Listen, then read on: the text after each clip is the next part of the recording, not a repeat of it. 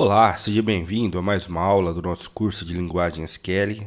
Na aula anterior a gente aprendeu ali a teoria sobre as funções de agrupamento ou agregação, como preferir, e agora a gente vai entrar na parte prática do assunto. Então, a gente está vendo aí um script em tela e a primeira coisa que a gente vai precisar fazer é importar essa tabelinha de vendas aqui, ó, para seguir igual o nosso exemplo que a gente fez lá. Mais à frente, em outros exemplos, a gente vai trabalhar com outras tabelas ali. Mas para ilustrar bem o exemplo que a gente acabou de ver ali, que se tratava da tabelinha de vendas, aquela tabelinha de verduras lá, de venda de verduras e legumes, então a gente vai continuar com ela. Então, a gente já está cansado de saber, né, como que a gente faz para importar. Então a gente vem aqui em Server, Data Import,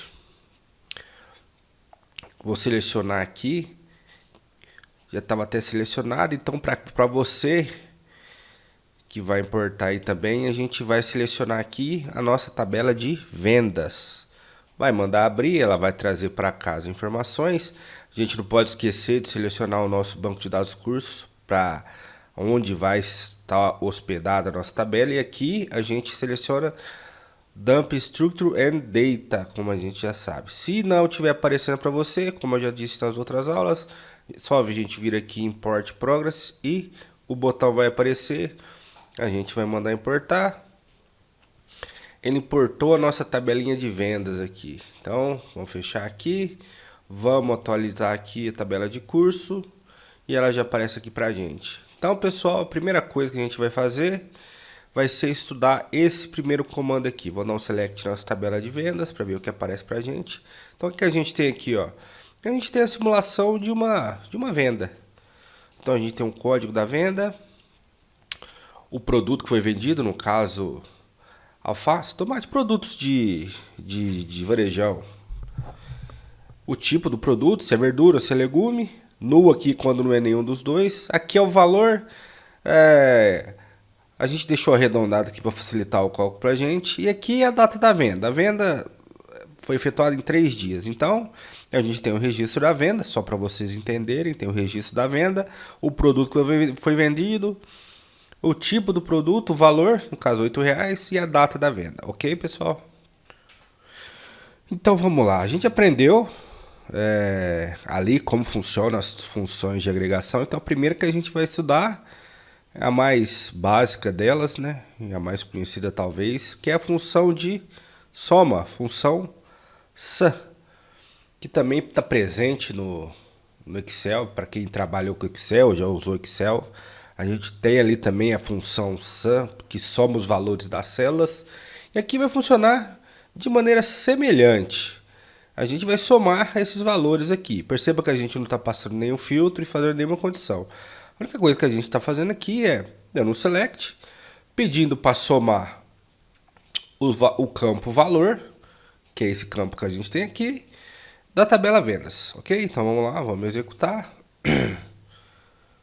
Então ele vai somar todas as vendas que eu tive. Bom, naqueles 3 dias de venda a gente teve aí R$180 aí no valor de venda. Então, só que agora eu quero saber por produto, quantas vendas eu fiz por produto. Então, se a gente fosse analisar, o que a gente faria?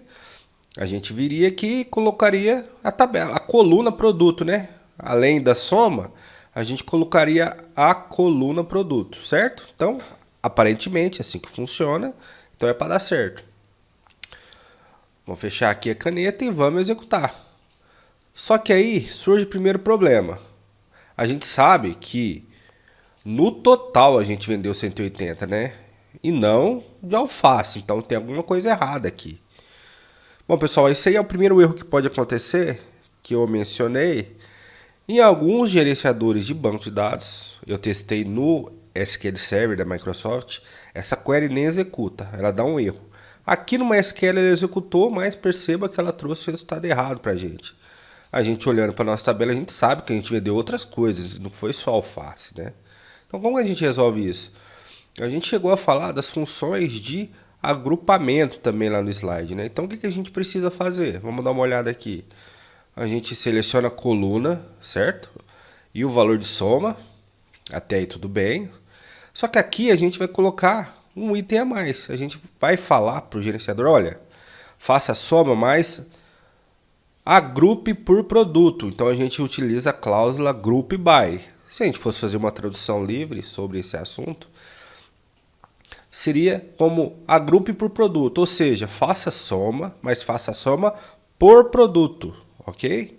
Então vamos ver lá o que ele vai trazer para a gente e a gente analisa o resultado. Vou selecionar tudo aqui e mandar executar. Olha lá, agora ele mostrou para a gente. Deixa eu tirar aqui a marca de cima do... para a gente poder analisar. Então o que ele fez para a gente aqui, ó? Ele pegou o produto, por exemplo, ele somou alface, que foi vendido naqueles 3 dias, somou todas as alfaces e colocou o resultado pra gente.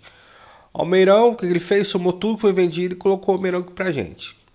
Couve, a mesma coisa. E a mesma coisa para todos os outros legumes ou verduras aqui. Então, quando a gente precisar, além de calcular o valor que está aqui, com o valor de soma, se a gente precisar também mostrar a soma, por que a gente quer fazer aquela soma, ou seja, no nosso caso aqui a gente tem produto. Então, se a gente quer agrupar por alguma coluna da nossa tabela, a gente obrigatoriamente coloca a coluna aqui, que a gente quer mostrar, né?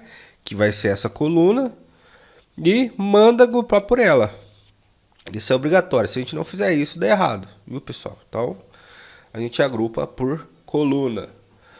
Bom, agora eu quero fazer uma outra consulta aqui. Além de fazer a somatória por produto e mandar agrupar por produto, eu quero mostrar também o tipo do produto, se é verdura, se é legume. Então vamos executar aqui para ver o que ele vai trazer para a gente. Ele trouxe aqui, então ele colocou aqui que alface é verdura, vendeu 35, tomate é legume, vendeu 15, almeirão é verdura. Ele continuou fazendo, ele fez certo, pessoal, fez certo. Entretanto, novamente eu digo para vocês, em alguns gerenciadores de banco de dados, se a gente executar a consulta dessa forma que a gente está aqui, mais precisamente no SQL Server, essa consulta não vai dar certo, ela vai retornar erro para a gente.